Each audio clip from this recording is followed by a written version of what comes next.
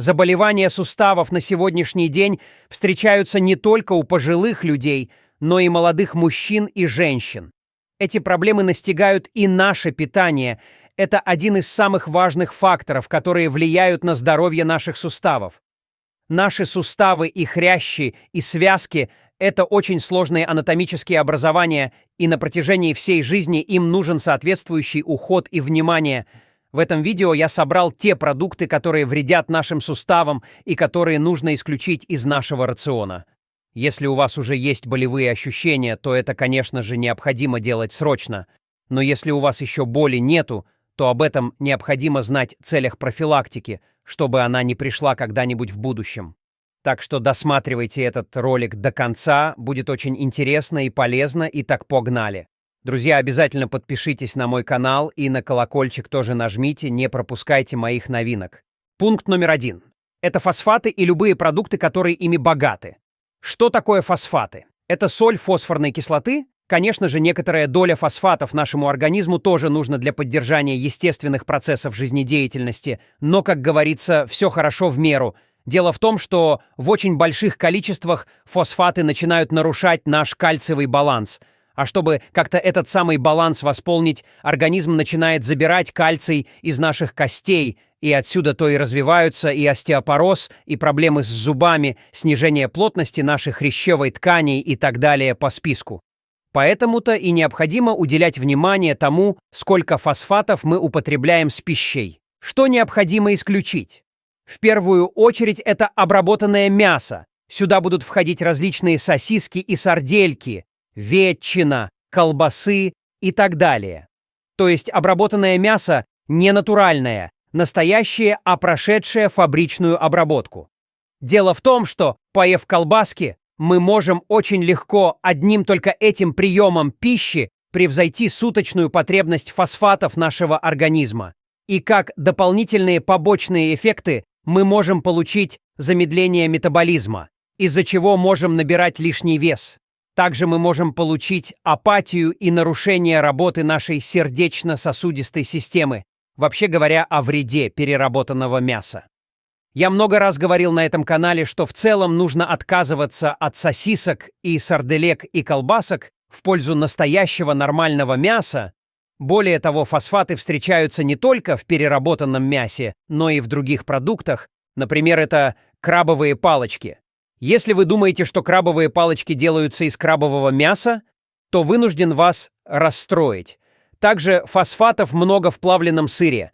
Кстати, плавленый сыр, в отличие от нормального настоящего качественного сыра, тоже является нездоровой альтернативой. Сюда же пойдут еще и различные соусы, чипсы, продукты в консервных банках, газированные напитки, а также многие продукты быстрого приготовления, то есть полуфабрикаты.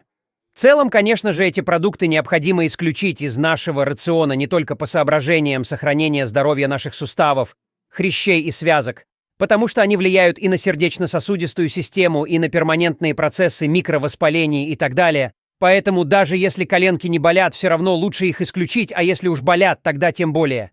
Идем дальше.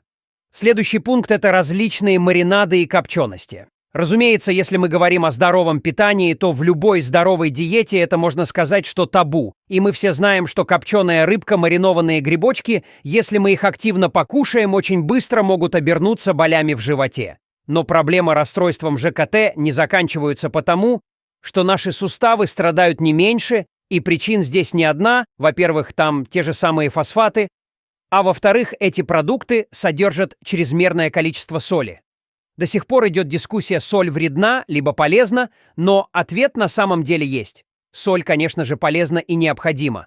В разумных пределах это от 2 до 5 грамм соли в сутки. Меньше 2 грамм – это плохо, и больше 5 – это тоже плохо. Вот золотая середина от 2 до 5, но всякий раз, когда мы употребляем различные копчености и маринады, только одним приемом пищи мы можем раза в 2 превысить наши суточные потребности соли. А к чему это ведет? Наши суставы будут терять гибкость, будет развиваться отечность, и со временем они будут становиться все менее подвижными. Также, если вследствие такой диеты у нас увеличивается вес, то, конечно же, это ведет к еще большей нагрузке на опорно-двигательный аппарат. Идем дальше. Следующий пункт – это чай и кофе. Но тут необходимо опять же сделать оговорку: в разумных пределах чай и кофе будут скорее полезны, чем вредны. Но что такое разумный предел? Вот тут уже начинаются нюансы и индивидуальные особенности организма. Так вот, чай и кофе содержат очень много пуринов. Это те химические вещества, которые играют очень большую роль в формировании наших молекул ДНК. И, конечно же, если у нас серьезный недостаток пуринов, то это приведет к большим проблемам со здоровьем. То же самое можно сказать и про избыточное употребление пуринов. То есть пуринами то же самое, что и солью необходима золотая середина. Если мы употребляем слишком много чая и кофе 5 чашек в день, если не больше, то как следствие у нас очень сильно повышается уровень мочевой кислоты в нашем организме, а дальше ее кристаллы начинают оседать на хрящевых и сосудистых оболочках, и вследствие это может привести к подагре. Если вы выпиваете чашечку кофе, либо пару чашечек чая в день, и прекрасно себя чувствуете, и суставы у вас не болят, то отговаривать вас ни в коем случае не стану. Но если у вас есть проблемы с суставами, и вы действительно пьете очень много чая либо кофе в течение дня, то есть повод задуматься, чтобы сократить их употребление. Идем дальше. Щавель. Неужели щавель такая плохая пища? На самом деле нет. Щавель полезен. Это очень хорошая трава, там хорошая доза магния, витамина В6, железа. И в целом никакой диетолог не скажет, что щавель это плохо. Но есть одно. Но это если мы употребляем щавель в свежем виде, тогда все замечательно. Но если мы его подвергаем термообработке, то есть жарим, тушим, парим и запекаем, то щавель, его кислота начинает вступать в реакцию с кальцием, и в результате образуется неорганическая соль, которую нашему организму очень сложно усваивать. И она может начать оседать, например, в виде камней в почках, а дальше могут возникать воспаления, в том числе и в наших суставах. Поэтому переставать есть щавель, конечно же, не стоит. Но если вы едите его в термообработанного виде, то вот тут стоит задуматься. Уж лучше есть свежий щавель, чем приготовленный, особенно если у вас уже есть проблемы с суставами. Идем дальше. Следующий пункт — это сладости и особенно выпечка. Про вред сахара не говорил только ленивый, и на своем канале я тоже много раз говорил, что сахар — это главный провоспалительный фактор нашего питания.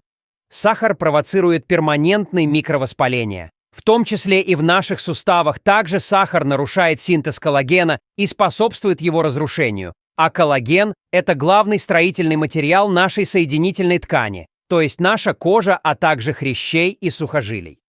Поэтому, конечно же, сахар — это враг наших суставов. Но почему я в этом пункте особенно выделил еще и выпечку? А все дело в том, что выпечка — это сахар плюс дрожжи.